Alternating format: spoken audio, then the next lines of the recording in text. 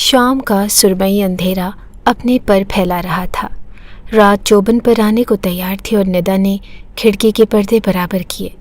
آئینے کے سامنے کھڑے ہو کر اپنے آپ کو دیکھا۔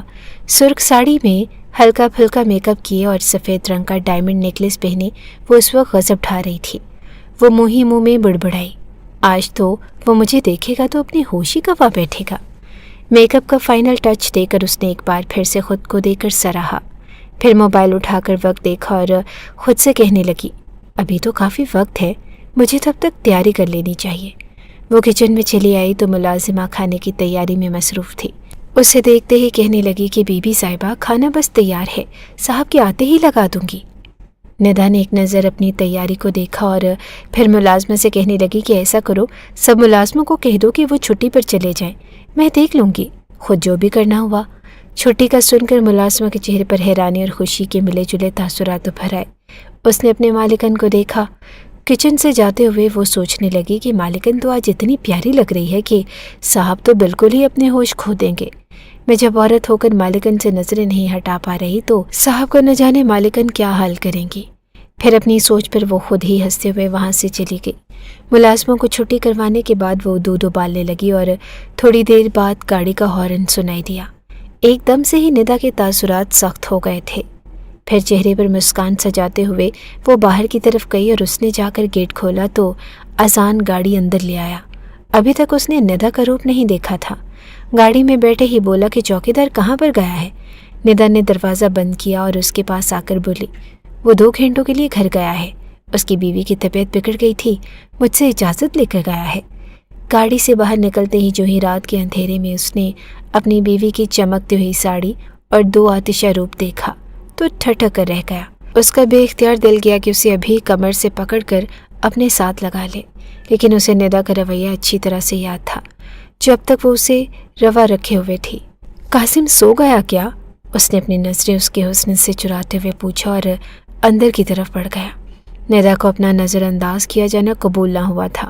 اپنی اونچی ہیل سے ٹک ٹک کرتی اس کے پیچھے پیچھے آ گئی۔ لاؤنج میں آ کر ایک بار پھر سے اذہان حیران ہوا، یار آج سارے ملازم کہاں پر ہیں؟ کوئی نظر کیوں نہیں آ رہا؟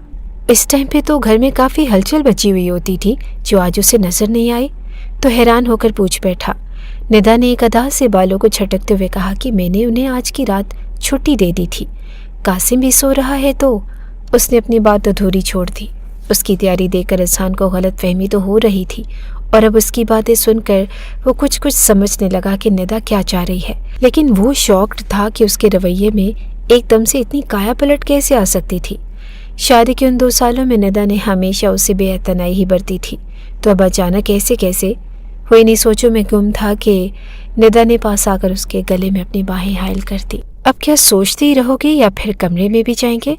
ندا نے مانی انداز سے پوچھا تو اذہان کی روح کے اندر تک سرشاری اتر گئی۔ آج اس کی بیوی اپنی مرضی سے اس کو اپنی قربت فراہم کر رہی تھی، تو یہ موقع ہاتھ سے کیوں جانے دیتا؟ وہ اس کو بازو میں اٹھا کر اندر کمرے میں لے آیا اور اپنے جلتے لب اس نے ندا کی پیشانی پر رکھے تو پورے جسم میں سنسناہٹ سی دوڑ گئی۔ اچانک ندا کو یاد آیا تو اس کو پیچھے کرتے ہوئے کہنے لگی کہ میں دودھ لے کر آتی ہوں، آج خاص طور پر آپ کے لیے بنایا ہے۔ اذہان نے ہنستے ہوئے اسے جانے دیا۔ وہ بس واپس آئی تو دودھ کا گلاس پکڑا ہوا تھا جس میں گری، بادام اور کافی سارے ڈرائی فروٹس تھے۔ اذہان نے محبت پاش نظروں سے ندا کو دیکھتے ہوئے اس کے ہاتھ سے دودھ کا گلاس لیا اور ایک ہی سانس میں پی گیا۔ وہ اس کے برابر میں آ کر لیٹ گئی اور اس کے بالوں میں انگلیاں چلاتے ہوئے پوچھنے لگی کہ مجھے یہ بتاؤ کہ میں کیسی لگ رہی ہوں؟ اذہان نے اس کو بازوؤں کے گھیرے میں لیتے ہوئے کہا کہ تم مجھے اتنی ہی خوبصورت لگ رہی ہو کہ مجھے اپنی رگ رگ میں نشہ اترتا ہوا محسوس ہو رہا ہے۔ اذہان نے دیکھا کہ ندا اس کی بات پر عجیب طریقے سے مسکرائی اور بیڈ سے اتر کر دور جا کر کھڑی ہو گئی۔ وہ ندا کی طرف اٹھ کر جانا چاہتا تھا مگر اسے بولا بھی نہیں گیا۔ سر اچانک ہی دکھنے لگا اور اذہان کو سمجھ میں نہیں آ رہا تھا کہ اس کے ساتھ کیا ہو رہا ہے۔ کچھ ہی لمحوں میں وہ ہوش اور حواس سے بیگانہ ہو چکا تھا۔ ندا نے اسے بے ہوش ہو کر گرتے دیکھا تو کسی کو کال ملا کر کہنے لگی کہ کام ہو گیا، دوا نے اپنا اثر دکھا دیا ہے، وہ بے ہوش ہو چکا ہے اور صبح سے پہلے ہوش میں نہیں آئے گا۔ میں نے سارے ملازموں کو بھی چھٹی دے دی ہے، تم جلدی سے یہاں پر آ جاؤ اور ہمارے پاس وقت کم ہے۔ تھوڑی ہی دیر میں ندا کا عاشق فراز اس کے گھر پر پہنچ چکا تھا उन्होंने मिलकर पूरे घर से कीमती अशिया, जेवर, नकदी सब कुछ एक बैग में भरा। कासिम को उसके कमरे से लाकर उसने बेहोश अजहान के पहलू में ही लौटा दिया था। फराज कहने लगा कि अगर तुम अपने बेटे को साथ लेकर आना चाहती हो तो ले आओ, मुझे कोई एतराज़ नहीं। निदा ने नफ़ी में सर हिलाया और कहने लगी कि नहीं, जिसका बेटा है उसके पास रहे, मुझे सिर्फ तुम चाहिए हो, अब मुझे कोई और नहीं चाहिए। वो उसका हाथ पकड़े रात के अंधेरे में अपने बेटे और शोहर को धोखा देकर दहलीज पार कर गई। सुबह के अजाले हर तरफ रोशनी बखेरने लगे। अजहान के कानों में किसी के रोने की आवाज़ आ रही थी। उसने आंखें खोलने की कोशिश तो की, बहुत मुश्किल से आंखें खोली और सर भी अजीब चकरा रहा था। उसने निदा को आवाज़ दी कि देखो कासिम क्यों रो रहा है, मगर कोई जवाब ना मिला। कासिम की मुसलसल रोने की आवाज़ से वो उठ बैठा तो उसे एहसास हुआ कि वो तो उसके बेड पर ही है। उसने मुलाजमा नूरा को आवाज़ दी तो वो भी ना आई। क्या मुसीबत है। वो घूमते सर के साथ कमरे से बाहर निकला कि नूरा को बुलाए, मगर पूरा घर खामोशी और सन्नाटे से साएं साएं कर रहा था। उसे याद आया कि निदा ने कहा था कि उसने मुलाजमों को कुछ वक्त के लिए छुट्टी दी है। ये निदा कहाँ पर है, रात क्या हुआ था, और उसे कुछ भी याद नहीं आ रहा था।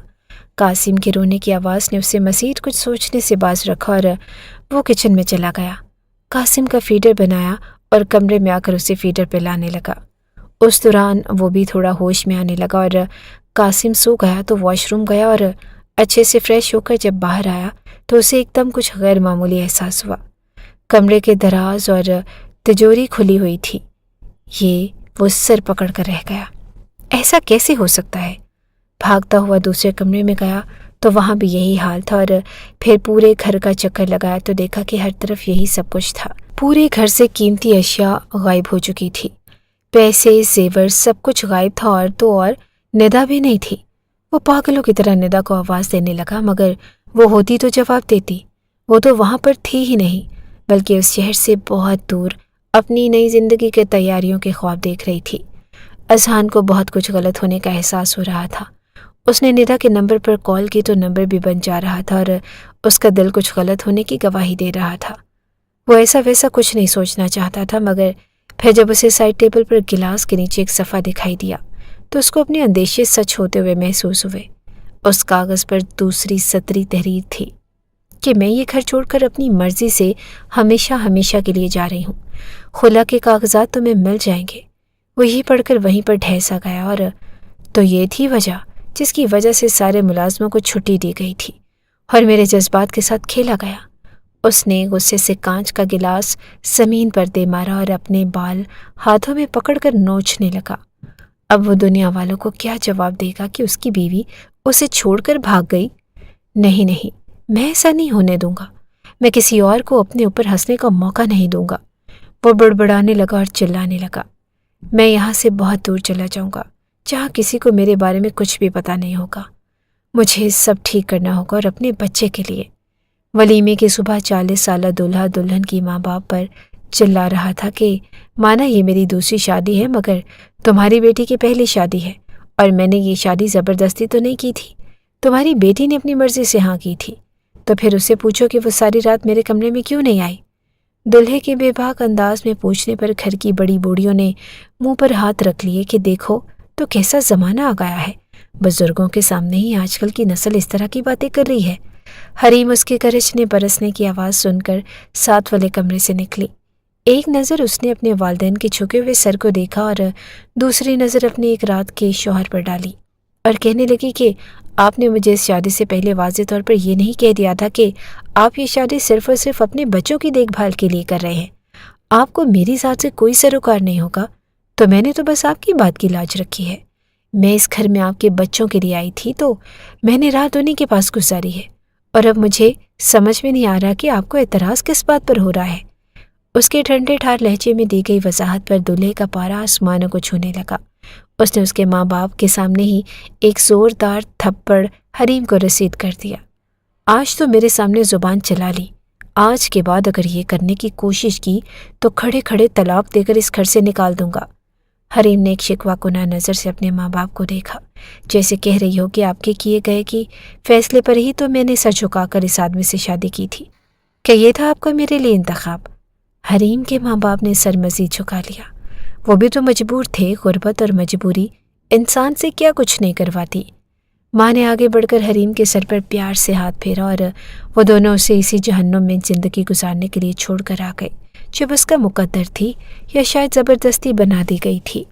1 سال بعد کوئی بچہ مسلسل رو رہا تھا اور اس کے رونے کی آواز اس کے سر پر ہتھوڑے کی مانند برس رہی تھی۔ آج اس کا یہاں پر نوکری کرتے ہوئے 5واں دن تھا اور آج سے پہلے تو اسے یہ آواز نہیں سنائی دی تھی۔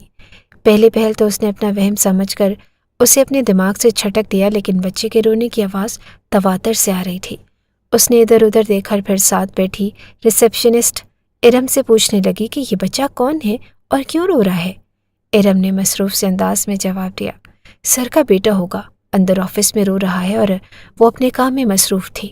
اریم نے بے چین نظروں سے شیشے کے دروازے سے اندر جھانکا تو کارپٹ پر 2 سال کا ایک معصوم سا بچہ بیٹھا رو رہا تھا۔ وہ اٹھ کر اندر جانے لگی تو ارم نے اسے روک لیا۔ اندر مت جانا، سر کو کسی بھی امپلائی کا ان کے آفس میں آنا اور خاص کر ان کے بچے کے نزدیک آنا بالکل بھی پسند نہیں ہے۔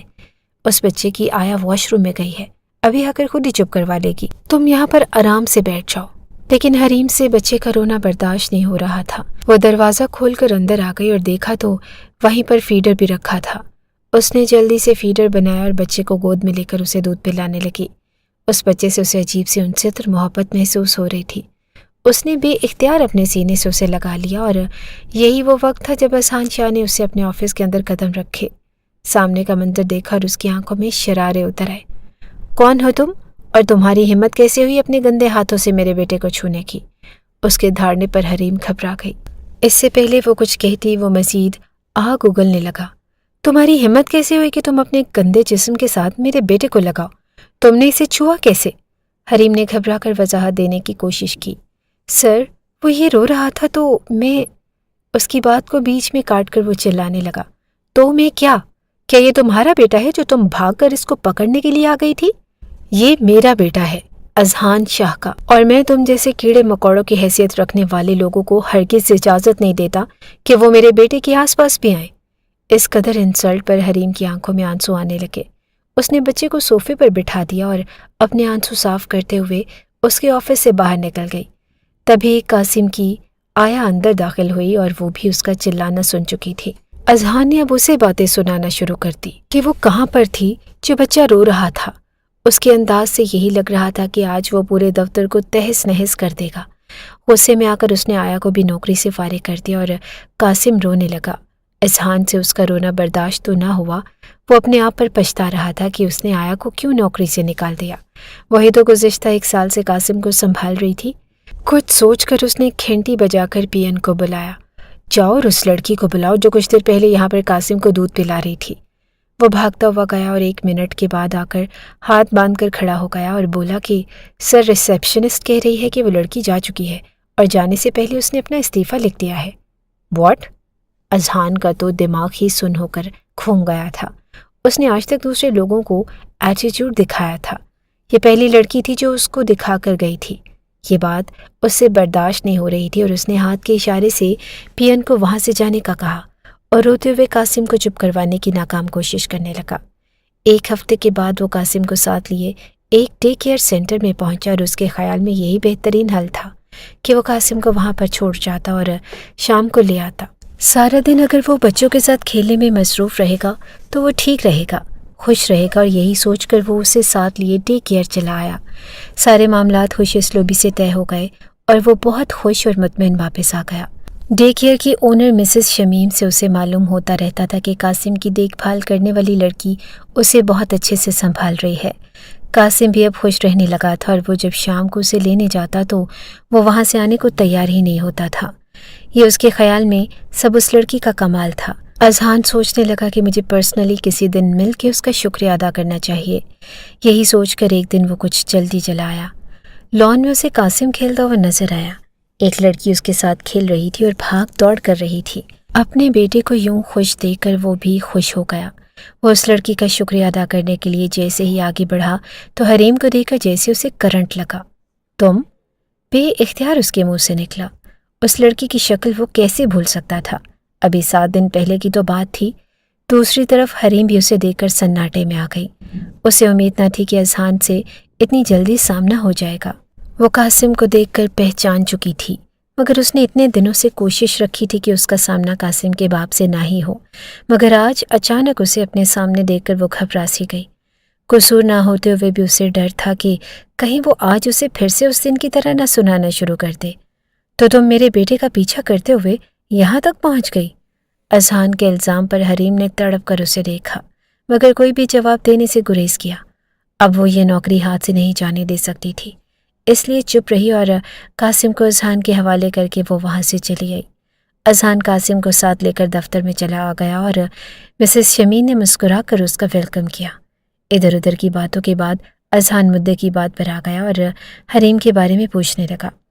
مسز شمیم اداسی سے بتانے لگی، یہ لڑکی بہت ہی اچھی فطرت کی ہے، بچوں سے بہت پیار کرتی ہے، یہاں تک کہ مجھے شبہ ہونے لگتا ہے کہ ان بچوں کی سگی ماں بھی ان سے اتنا ہی پیار کرتی ہوگی کہ جتنا یہ کرتی ہے۔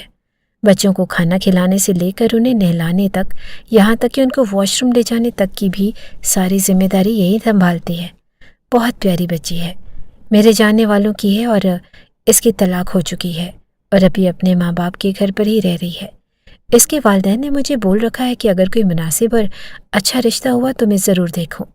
بات کرتے کرتے اور اذہان کو دیکھتے ہوئے کہنے لگی کہ آپ ایک اچھے انسان ہیں۔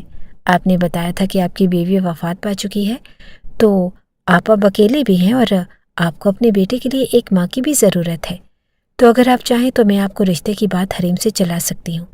آپ نے دیکھا ہی ہے، اچھی خاصی خوبصورت لڑکی ہے، ہاں تھوڑے غریب گھر کی ہے، جہیز وغیرہ نہیں دے سکتے۔ اور مسز شمیم اپنی ہی رو میں بولتی چلی جا رہی تھی اور وہ منہ کھولے انہیں دیکھ رہا تھا کہ یہ ڈے کیئر ہے یا رشتہ سینٹر۔ بہرحال وہ ان سے جان چھڑوانے کے لیے کہنے لگا کہ میں سوچوں گا، اور قاسم کو لیے گھر آ گیا۔ قاسم گھر پر بھی اس کا نام اپنی توتلی زبان سے لیتا رہتا تھا۔ اذہان کو محسوس ہوا کہ وہ اس لڑکی حریم کے ساتھ بہت زیادہ خوش ہے۔ اس نے اپنے ایک بندے کو حریم کا ایڈریس تلاش کرنے کے لیے کہا۔ ایڈریس مل گیا تو اذہان نے اپنی ماں کو کال ملائی اور کہا کہ آپ چاہ رہی تھی نا کہ میں شادی کر لوں تو کل ہی آئیں اور میرے ساتھ رشتہ لینے جائیں۔ لڑکی میں نے تلاش کر لی ہے۔ مسز فاروقی اذہان کی امی تو یہ سن کر بہت ہی خوش ہوئیں اور اگلے دن کی بجائے اسی شام کو پہنچ گئیں۔ اسی رات کو جب حریم نے اپنے گھر کے دروازے کے آگے ایک بڑی سی گاڑی رکتے دیکھی تو وہ حیران ہوئی، مگر اس سے زیادہ حیران اور پریشان تب ہوئی جب اس نے گاڑی میں سے اذہان شاہ اور قاسم کو اترتے دیکھا، ساتھ میں ایک خاتون بھی تھی۔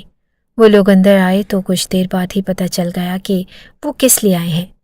آپ ہی، میں اس سے شادی نہیں کروں گی، وہ بہت زیادہ سخت مزاج ہے۔ آپ ہی نے پیار سے اس کو سمجھاتے ہوئے کہا کہ ماضی کو بھول جاؤ اور ایک نئی زندگی کا آغاز کرو۔ میں اذہان شاہ کی امی کو جانتی ہوں، 1 سال پہلے ایک دوست کے گھر میں ان سے ملاقات ہوئی تھی۔ اچھی خاتون ہے اور بظاہر دیکھنے اور بات کرنے سے ان کا بیٹا بھی اچھا سلجھا ہوا معلوم ہو رہا ہے۔ وہ خوش شکل ہے، امیر ہے، ایسے رشتے بار بار نہیں ملتے۔ حریم نے سوچتے ہوئے کہا کہ اگر میں اس سے شادی کے لیے ہاں کروں گی بھی تو اس کی واحد وجہ قاسم ہوگا، اور یہ بات آپ بھی اچھے سے جانتی ہیں۔ آپ ہی نے اسے گلے سے لگا لیا اور کہا کہ میں جانتی تھی کہ تمہارا یہی جواب ہوگا۔ حریم کی بڑی بہن نے باہر جا کر حریم کی ہاں کی خوشخبری سنائی تو مسز فاروقی بہت خوش ہوئی اور اسی ٹائم اپنی انگلی سے انگوٹھی نکال کر حریم کو پہنا دی۔ انہیں ڈر تھا کہ یہ نہ ہو کہ وہ لوگ مکر جائیں یا اذہان کا دماغ بدل جائے۔ وہ یہ رشتہ جلد سے جلد پکا کر دینا چاہتی تھی اور انہوں نے یہی کیا۔ وہیں پر بیٹھے بیٹھے انہوں نے شادی کی تاریخ بھی طے کر دی اور کہا کہ میں چاہ رہی ہوں کہ شادی اسی مہینے کے آخر میں ہو جائے۔ ہمیں آپ لوگوں سے کچھ بھی نہیں چاہیے سوائے آپ کی بیٹی کے۔ اندھے کو کیا چاہیے 2 آنکھیں۔ حریم کے گھر والوں نے تو خواب میں بھی نہیں سوچا تھا کہ بیٹھے بٹھائے انہیں اپنی طلاق یافتہ بیٹی کے لیے اتنا اچھا رشتہ مل جائے گا۔ ایک بار پھر سے پھولوں کی سیج سج چکی تھی۔ اذہان کا دل نہیں چاہ رہا تھا کہ وہ اپنے کمرے میں جائے۔ اسے اپنی شادی کی وہ پہلی رات ابھی تک نہیں بھولی تھی جب وہ دل میں ہزاروں ارمان سجائے اپنے کمرے میں داخل ہوا، اور بدلے میں اسے ندا کی سرد مہری کے سوا کچھ بھی نہیں ملا تھا۔ جو گرم جوشی اپنائیت اور محبت وہ ندا میں دیکھنا چاہتا تھا وہ مفقود تھی۔ اسے محسوس ہوا کہ یہ رشتہ شاید اس کے لیے انچاہا تھا، اسے زبردستی اس بندھن میں باندھا گیا ہے اور شاید وہ کسی مجبوری کے تحت آئی ہے۔ اسے یہ سب شادی کے بعد محسوس ہوا تھا، لیکن اس بار تو اس نے یہ شادی مجبوری اور بغیر کسی چاہت کے کی تھی۔ بے تاثر اور بے دلی سے وہ کمرے میں داخل ہوا۔ جو حالات اذہان کے تھے وہی حریم کے بھی تھے۔ اسے بھی پھولوں کی یہ سیج کانٹوں کی طرح محسوس ہو رہی تھی۔ पहले रिश्ते ने मुझे क्या दिया जो ये रिश्ता देगा?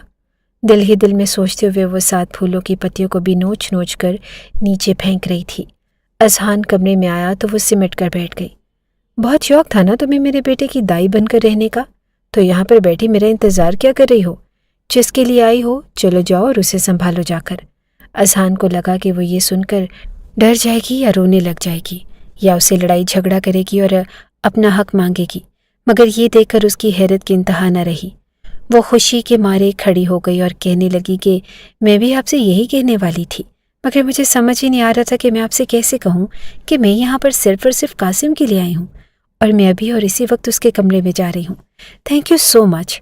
हरीम खुशी से भागते हुए कमरे से बाहर जाने लगी कि अचानक वापस मुड़ी और बोली, सॉरी, खुशी के मारे याद ही नहीं रहा कि कपड़े भी बदलने हैं। अलमारी से उसने अपने लिए एक जोड़ा निकाला और फिर से वहाँ से 7 वाले कमरे में चली गई। मैंने उसे कासिम के कमरे में जाने का क्या कह दिया? ये तो ऐसे खुश हो गई जैसे इसे दुनिया जहाँ की दौलत मिल गई हो। अजहान कुछ उलझ सा गया। उसे हरीम का रवैया समझ में न आया, मगर फिर उसने शाने उचकाकर बोला कि मेरी बला से मैं क्यों उसके बारे में सोच रहा हूँ। अगली सुबह उसकी आंख खुली तो सबसे पहला ख्याल कासिम का ही आया और वो भागते हुए 7 वाले कमरे में गया तो उसे हरीम की बाहों में पुरसकून सा सोते देखकर उसके अंदर तक इत्मीनान उतर गया। वो दोनों के पास आकर बैठ गया और हरीम और कासिम दोनों ही बहुत खूबसूरत लग रहे थे, ऐसे कि जैसे वो सगे माँ बेटा हों। जितने दिन मिसेस फारूकी वहाँ पर रही वो तो हरीम के ही गुण गाती रही कि मैंने तो निदा को कभी प्यार से अपने बेटे को उठाते भी नहीं देखा था, और ये सौतेली माँ होकर इतना ख्याल कर रही है कि सगी भी नहीं करती। कभी तो वो उन बातों पर खुश हो जाता और कभी उलझ सा जाता कि ऐसा कैसे हो सकता है कि एक सौतेली माँ अपने सौतेले बेटे से इतना प्यार करे। वो सोचने लगा कि शायद बेचारी कभी माँ ना बन सकती हो और इसी वजह से उसके शौहर ने उसे तलाक दे दी हो और उसे बच्चों की ख्वाहिश हो, इसीलिए मेरे बच्चे से इतना प्यार करती है। जो भी था, लेकिन कभी कभार उसे हरीम का कासिम के लिए इतना जज्बाती होना और प्यार करना बिल्कुल भी नहीं भाता था। अपने उसी शक की बिना पर उसने हरीम को हुक्म दे दिया कि वो कासिम के साथ उसी के कमरे में शिफ्ट हो जाए। उसके ख्याल में ऐसे वो उस पर नज़र भी रख सकता था। हरीम अक्सर कासिम को अपने साथ अपने घर भी ले जाती। वो कभी कभी घबरा कर अपनी माँ से कहता कि मुझे तो लगता है कि इसका ये रवैया नामुनासिब है, वो मेरे बच्चे को मुझसे दूर करने के लिए आई है। अम्मी, माने या ना माने, लेकिन इस लड़की में कुछ तो गड़बड़ है। और मिसेस फारूकी उसकी इस हद दर्जा परेशानी पर हंस कर रह जाती और उसे समझाती कि ऐसा कुछ नहीं है, वो अपना दिल हरीम की तरफ से साफ करके रखे। कमरे में हरीम की मौजूदगी से अब उसका दिल खाइफ रहने लगा। वो बार बार खुद को उसके करीब जाने से रोकता था, मगर हर बार जब वो नहाकर तौलिए से अपने बाल रगड़ते कमरे में आती या कासिम के साथ शरारतें करती तो उसको इतनी प्यारी लगती थी कि उसका दिल चाहता कि वो उसको खुद में संभाले, मगर वो सब्र करके रह जाता। उसने फैसला किया कि जब तक उसे हरीम की सच्चाई मालूम ना हो जाती कि वो कासिम को लेकर किस मकसद से उस घर में आई है तो वो हरगिज़ भी उसके करीब नहीं जा सकता था। लेकिन दिल पर किसका जोर हुआ। उस रात कासिम को सुलाने के बाद जैसे ही वो बेड के कोने पर आकर लेटी तो उसके जिस्म की भीनी भीनी सी खुशबू ने अजान शाह को महसूर कर दिया। न चाहते हुए भी वो खुद को उसके करीब जाने से नहीं रोक पाया। हरीम अचानक उसको अपने करीब आता देकर घबरा सी गई। उसे अजहान के इरादे नेक नहीं लग रहे थे। वो सिमट कर पीछे को हुई, मगर अजहान ने अचानक आगे बढ़कर उसे अपनी बाहों के घेरे में ले लिया। हरीम के दिल को कुछ होने लगा और वो भी तो इतने दिनों से अजहान को देख देख कर आहें भरती थी और उसको यूं लगता था कि जैसे वो उसकी मोहब्बत में गिरफ्तार होने लगी है। लेकिन वो चाहकर भी कभी अजहान से ये सब नहीं कह सकती थी कि उसके दिल में भी अजहान की कुर्बत की ख्वाहिश जन्म लेने लगी है, क्योंकि वो जानती थी कि उस घर में वो सिर्फ कासिम के लिए आई है और अजहान कभी भी अपने दिल में उसे जगह नहीं देगा। मगर अब यूं उसका अचानक अपनी तरफ आना हरीम को उलझन में मुब्तला कर गया। वो उससे पूछना चाहती थी, मगर अजहान ने उसके होंठों पर उंगली रखकर उसे खामोश कर दिया। कुछ मत कहो, सिर्फ मेरे दिल की धड़कन सुनो। उसने हरीम के कानों में मदम सी सरगोशी की और लाइट ऑफ कर दी। हरीम की धड़कन भी उथल पुथल हो गई। सुबह जब वो उठी तो खुद को अजहान के बिल्कुल साथ लेटे देखकर बेइख्तियार उसे शर्म आई और वो उठकर बैठ गई। जहन में कल रात के सारे मनाज़र आए तो उसने मुंह पर हाथ रख लिया। वो सही मानों में अब मुकम्मल हुई थी। नहा धोकर वो फ्रेश होकर आई, तब तक अजहान भी उठ चुका था और उसको समझ में नहीं आया कि वो अब उससे क्या बात करे। दूसरी तरफ अजहान भी चुप चुप सा था। आखिर हरीम ने ही पहल की और اس کے ساتھ بیٹھتے ہوئے پوچھا کہ آپ کچھ خاموش لگ رہے ہیں، کیا کل جو بھی ہوا وہ آپ کی صرف کچھ لمحوں کی بے اختیاری تھی یا جذباتی فیصلہ جس پر اب آپ پچھتا رہے ہیں؟ اس کے سوالات پر اذہان چپ رہا اور اب اسے کیا بتاتا؟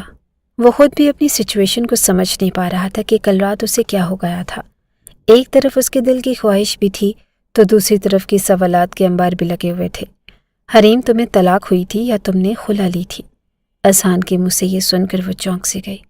اس وقت یہ سوال اس کی سمجھ میں کچھ نہیں آیا کہ وہ کیا سوچ رہا ہے، بجائے اس کے سوال کا جواب دینے کے وہ اس سے پوچھ رہا ہے۔ حریم نے بھی خود پر بے نیازی کا خول چڑھا لیا اور سپاٹ لہجے میں جواب دیا، میں نے خلا نہیں لی تھی، اس نے خود طلاق دی تھی۔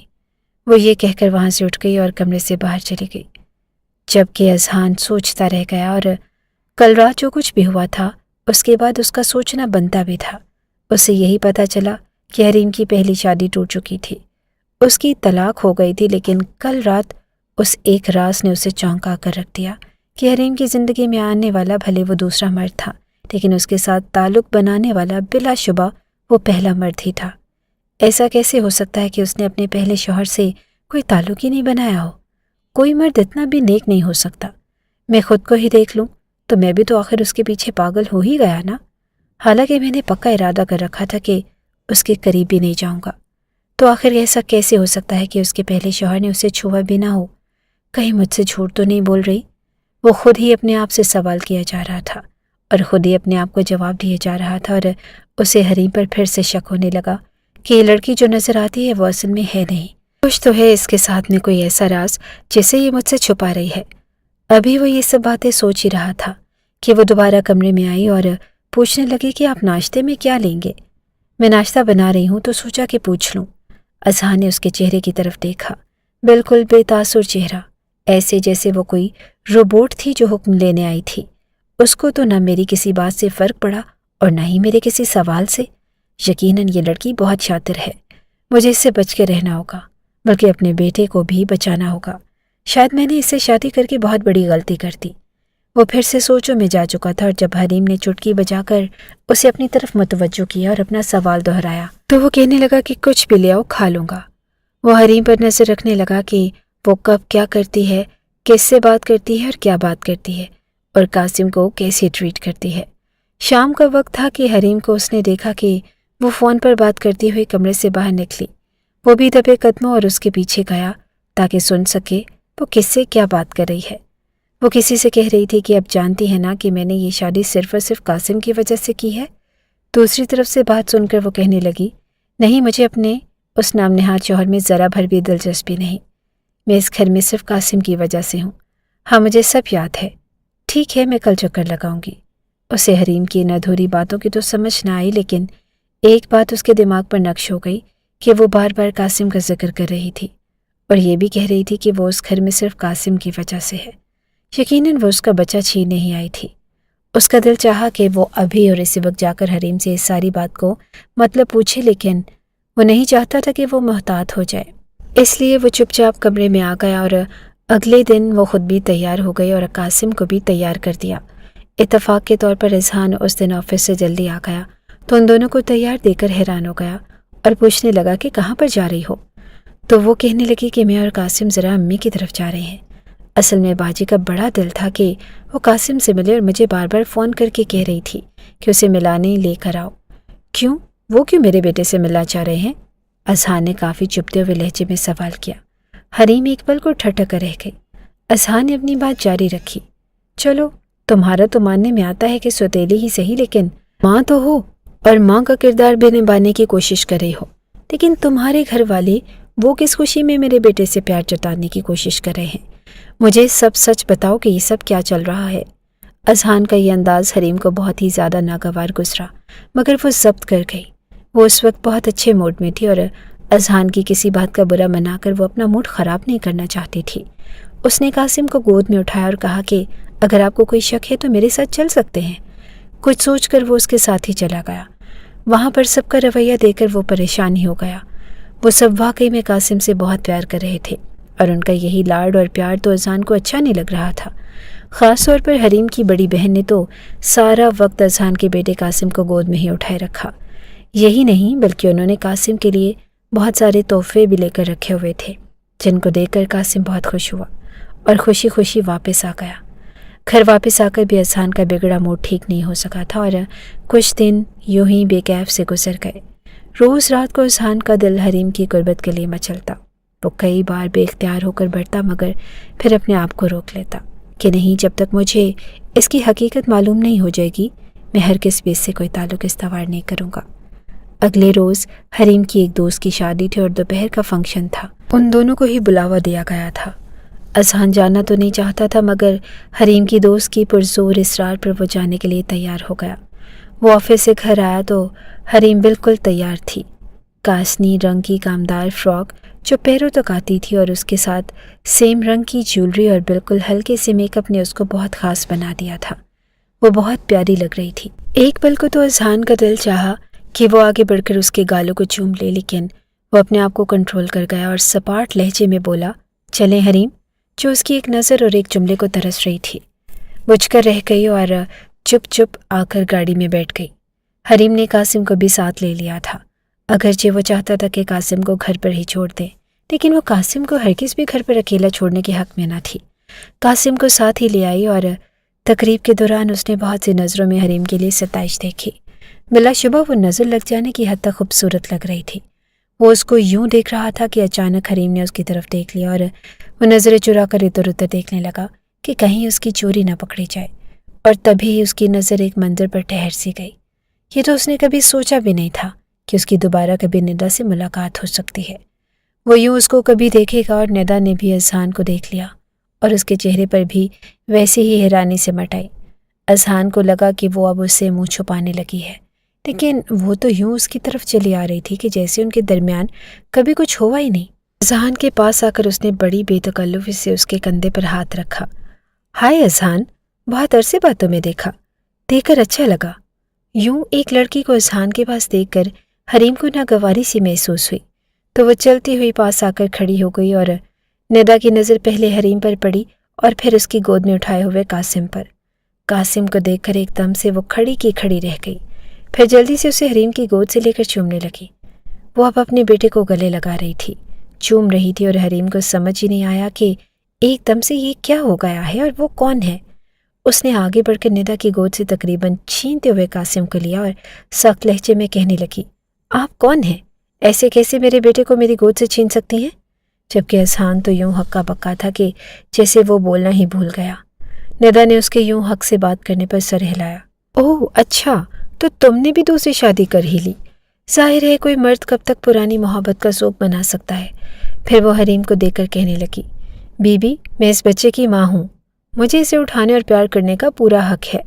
حریم نے بے یقینی سے اذہان کی طرف دیکھا تو وہ نظریں چرا گیا، کیونکہ اسے یہی بتایا گیا تھا کہ اذہان کی پہلی بیوی کی وفات ہو چکی ہے اور اب یوں بھری محفل میں اس کی مری بیوی زندہ بھی ہو گئی تھی۔ اتنی دیر میں اذہان شاہ خود کو سنبھال چکا تھا۔ اس نے حریم کے گرد بازو پھیلا دیا اور اسے اپنے قریب کرتے ہوئے کہنے لگا، ہاں میں نے دوسری شادی کر لی اور میں بہت خوش ہوں کہ میرا یہ فیصلہ اس بار صحیح ثابت ہوا اور مجھے اس بار صحیح معنوں میں پتہ چلا کہ محبت کیا ہوتی ہے۔ یہ کہہ کر اس نے سب کے سامنے ندا کو جیلس کرنے کے لیے حریم کے گالوں پر پیار کیا۔ اس کا تیر نشانے پر لگا۔ ندا کے تو سر سے پاؤں تک آگ ہی لگ گئی۔ عورت ہو یا مرد، اس کی فطرت ہوتی ہے کہ جب وہ کسی کو چھوڑ کر جاتا ہے تو اسے یہی لگتا ہے کہ ہم سے بہتر تو اس کے لیے کبھی کوئی تھا ہی نہیں اور اس کو تو کوئی اور ملنا ہی نہیں چاہیے۔ اور ندا کو بھی یہی لگا تھا کہ وہ ساری زندگی اسی کے سوگ اور غم میں رہے گا کہ کسی سے دوبارہ پیار نہیں کر پائے گا، مگر اب اسے حریم کی طرف محبت لوٹاتی نظروں سے دیکھ کر اسے حسد محسوس ہو رہا تھا۔ دوسری طرف حریم اتنے سارے لوگوں کے سامنے اس کے یوں پیار کرنے کا انداز دیکھ کر اندر ہی اندر خوش ہو گئی کہ چلو دنیا دکھاوے کے لیے ہی صحیح، اس نے مجھے اپنی بیوی تو تسلیم کیا اور عزت اور محبت بھی دی۔ اذہان نے ندا کے سامنے ہی حریم کا ہاتھ پکڑ کر کہا کہ چلو یہاں سے چلتے ہیں، تم نے اپنی دوست سے مل ہی لیا ہے تو اب یہاں پر رکنا فضول ہے، کچھ لوگوں کی یہاں پر موجودگی سے میرا دم گھٹ رہا ہے۔ وہ صاف اور واضح طور پر ندا پر طنز کر رہا تھا۔ ندا کے چہرے پر تو ہوائیاں ہی اڑ گئی اور اس نے کبھی سوچا بھی نہیں تھا کہ اذہان کا اس سے یہ رویہ بھی ہو سکتا ہے۔ اس نے تو ہمیشہ اذہان کی محبت اور چاہت ہی دیکھی تھی، اس کے پیار بھرے جملے سنے تھے اور وہ کبھی اسے تلخ ہوا ہی نہیں تھا، اور اب اس کا یہ انداز اسے ہرگز بھی برداشت نہیں ہو رہا تھا۔ اس سے پہلے کہ وہ کوئی بات کرتی یا کچھ قدم اٹھانے کا فیصلہ کرتی، پیچھے سے اس کا شوہر فراز آ گیا تو وہ مصنوعی مسکراہٹ چہرے پر سجا کر اس کی طرف متوجہ ہو گئی۔ گھر آتے ہی رات کو اذہان تو سو گیا، مگر حریم جاگتی رہی۔ قاسم کو سلا کر وہ خود بھی سونے کا ارادہ کر ہی رہی تھی کہ اذہان کے موبائل پر گھنٹی بجی۔ اس نے فون سنا تو اس کے چہرے پر ہوائیاں اڑ گئی۔ پریشان ہو کر پوچھا کہ کیا ہوا، تو اس نے بتایا کہ امی کا فون آیا ہے۔ وہ بتا رہی تھی کہ ادھر شہر میں ہمارے رشتہ داروں میں ایک فوتگی ہو گئی ہے اور ہمیں ابھی اور اسی وقت وہاں پر جانا ہوگا۔ خاص طور پر وہ تاکید کر رہی تھی کہ تم ضرور جاؤ۔ حریم نے سمجھ کر سر ہلایا۔ ایسا کرو، قاسم کو ملازمت کے سپرد کرو اور نکلنے کی تیاری کرو۔ امی تو اب صبح ہی آئیں گی اور ہمیں اس وقت وہاں پر موجود ہونا چاہیے۔ قاسم کو چھوڑنے والی بات پر حریم نے نفی میں سر ہلایا۔ نہیں، ایسا نہیں ہو سکتا۔ میں قاسم کے یہاں پر اکیلے کسی کے بھروسے نہیں اس کو چھوڑ سکتی۔ میں قاسم کو ساتھ لے کر جاؤں گی۔ اذہان غصے سے اسے دیکھنے لگا اور بولا کہ تمہارا دماغ خراب ہے کیا؟ فوتگی والے گھر میں چھوٹے بچے کو لے کر جاؤ گی؟ مناسب نہیں لگتا۔ لیکن حریم ضد پر اڑی رہی۔ ایسا نہیں ہو سکتا، میں قاسم کو کسی کے آسرے پر نہیں چھوڑوں گی، اسے ساتھ ہی لے کر جاؤں گی، اور اگر آپ کو زیادہ مسئلہ ہے تو آپ خود ہی چلے جائیں، میں اور قاسم گھر پر رہیں گے۔ اذہان کو اس کے اس رویے پر بہت غصہ آیا۔ طنزیہ لہجے میں کہنے لگا کہ آخر تم اپنا یہ ناٹک کب بند کرو گی کہ تمہیں میرے بیٹے کی بہت پرواہ ہے؟ تم اس کی سگی ماں نہیں ہو۔ جب اس کی سگی ماں نے اس کو چھوڑ دیا، اس کی پرواہ نہیں گئی، تو تم کیسے میرے بیٹے کے لیے اتنا سوچ سکتی ہو؟ تمہیں کیا لگتا ہے کہ مجھے تمہارے ڈرامے بازی سمجھ نہیں آئیں گے؟ ان کڑوی کسیلی باتوں کے جواب میں اس نے قاسم کو گود میں لیا اور گلے سے لگاتے ہوئے کہنے لگی، بس میں نے کہہ دیا کہ میں اس کو کسی کے آسرے پر نہیں چھوڑوں گی تو نہیں چھوڑوں گی۔ ویسے بھی کل 17 تاریخ ہے، کل کا سارا دن میں اپنے بیٹے کے پاس ہی رہوں گی، اسے کہیں بھی نہیں جانے دوں گی۔ اور وہ عجیب بہکی باتیں کر رہی تھی۔ اذہان کو تو اس کا ذہنی توازن خراب ہوتا ہوا محسوس ہوا۔ وہ اسے پھر کسی وقت بات کرنے کا ارادہ کرتا ہوا اکیلا ہی چلا گیا۔ اس کی واپسی صبح ظہر کے بعد ہوئی۔ گھر آیا تو پتہ چلا کہ وہ قاسم کو لے کر اپنی ماں کے ہاں گئی ہے۔ وہ بھی وہاں پر چلا گیا اور دروازے پر ہی اسے رونے کی آوازیں سنائی دینے لگی۔ سب قاسم کا نام لے لے کر رو رہے تھے۔ اذہان کا دل ایک دم بند ہوا۔ وہ بھاگتا ہوا قاسم کو پکارتا ہوا اندر گیا تو سامنے کھیلتے قاسم کو دیکھ کر اس کی جان میں جان آ گئی۔ قاسم فوراً بھاگتا ہوا آیا اور اس کے ساتھ آ کر لپٹ گیا۔ اس نے جلدی سے اپنے بیٹے کو پیار کیا، تبھی اندر سے حریم آتے ہوئے دکھائی دی۔ اس کی آنکھیں متورم تھی اور اس کی حالت خراب لگ رہی تھی۔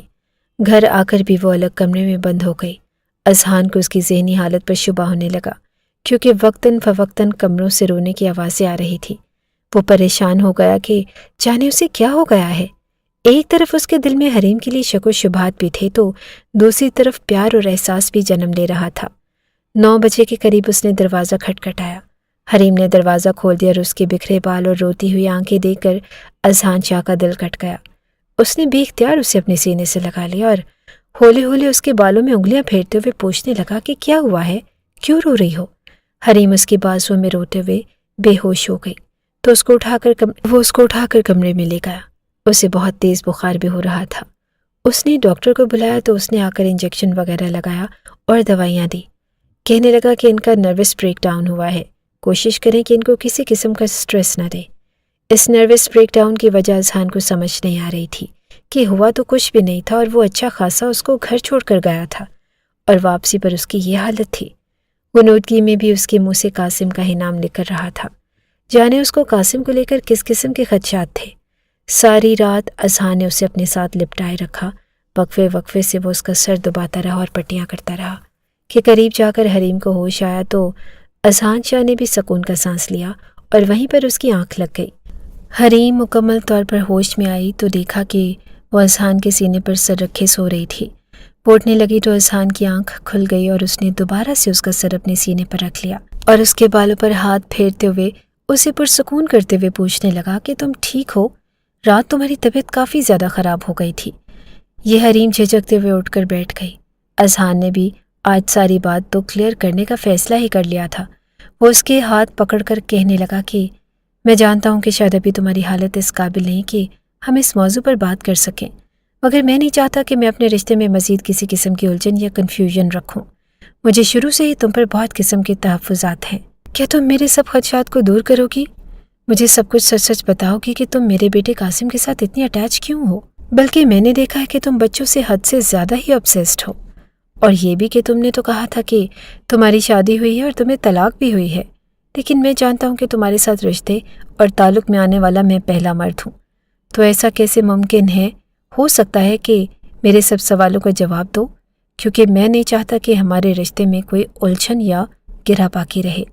حریم نے گہرا سانس لیا اور کہا کہ ٹھیک ہے، میں آپ کو سب بتاتی ہوں۔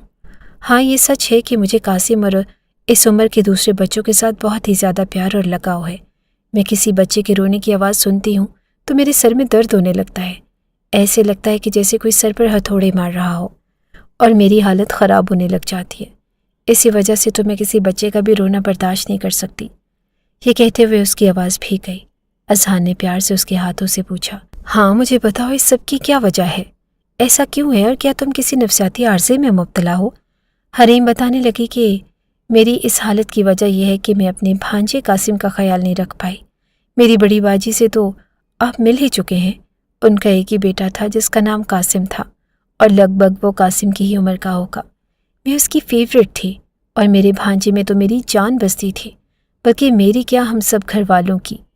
وہ بہت پیارا تھا، کیونکہ آپ ہی کی شادی کے 5 سال بعد وہ پیدا ہوا تھا، اور ایک دن کچھ یوں ہوا کہ امی اور آپی کو بازار جانا تھا۔ آپی نے مجھے کہا کہ میں گھر پر رہوں اور قاسم کا خیال رکھوں، کیونکہ اتنی دیر وہ بچے کو بازار میں لیے نہیں گھوم سکتی، انہیں کافی زیادہ دیر ہو جائے گی۔ میں اور قاسم گھر پر رہ گئے، اور قاسم کے ساتھ کافی دیر کھیلنے کے بعد میں نے اسے سلا دیا اور اپنی دوست کا فون سننے کے لیے باہر آ گئی۔ تھوڑی دیر کے بعد مجھے قاسم کے رونے کی آواز سنائی دی۔ میں تو اس کی ایک سسکی پر بھاگی چلی جاتی تھی، لیکن اس دن نہ جانے کیا ہوا۔ میں نے سوچا کہ بچے کو بھوک لگ گئی ہوگی، ابھی تھوڑی دیر میں اسے دودھ دیتی ہوں۔ میں فون اپنے کان سے لگائے کچن میں آ گئی اور اس کا دودھ تیار کرنے لگی۔ قاسم کے رونے کی آواز مسلسل آ رہی تھی، لیکن میں بھاگ کر اندر نہیں گئی اور سکون سے اس کا فیڈر تیار کرنے لگی۔ جو ہی کمرے میں آئی تو میری چیخ نکل گئی۔ فیڈر اور موبائل میرے ہاتھوں سے چھوٹ کر نیچے گر گئے، کیونکہ قاسم خون میں لت پت پڑا تھا۔ ہمارا بیڈ کافی اونچا تھا اور وہ نیند میں بیڈ سے نیچے گر گیا تھا، اور اس طرح سے اس کا سر بری طرح سے ٹکرایا اور خون نکلنے لگ گیا۔ اب تو اس بیچارے کی رو رو کر بھی بس ہو چکی تھی۔ میں تو فوراً گھبرا گئی اور مجھے سمجھ نہیں آیا کہ میں کیا کروں، اور جلدی سے ایمبولینس کو فون کیا اور اسے ہسپتال لے گئی۔ میں کبھی سوچ بھی نہیں سکتی تھی کہ میری کوتاہی کی سزا مجھے خدا کی طرف سے اتنی بڑی ملے گی کہ وہ قاسم کو ہمیشہ ہمیشہ کے لیے ہم سے لے لے گا۔ ڈاکٹر نے کہا کہ خون بہت زیادہ بہہ جانے کی وجہ سے وہ بچے کو نہیں بچا پائے، اور یہ سنتے ہی ہماری تو دنیا ہی اندھیر ہو گئی۔ سب سے زیادہ حالت میری بری ہوئی، کیونکہ بھانجے کی موت کے ساتھ ساتھ مجھ پر یہ غم بھی سوار تھا کہ یہ سب جو کچھ بھی ہوا میری وجہ سے ہی ہوا تھا، میری لاپرواہی کی وجہ سے۔ باقی سب کو تو آہستہ آہستہ صبر آ گیا، لیکن مجھے نہیں آیا، کیونکہ بہنوئی نے میری بہن کو گھر واپس بھیج دیا کہ تم لوگوں نے میرے بیٹے کی جان لے لی، اب میں بیوی کا کیا کروں گا؟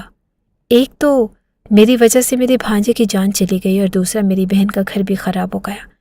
ان سب چیزوں نے مل کر میرے دماغ پر اتنا اثر ڈالنا شروع کر دیا کہ میں نفسیاتی بن گئی۔ مجھ سے بچوں کا رونا برداشت نہیں ہوتا۔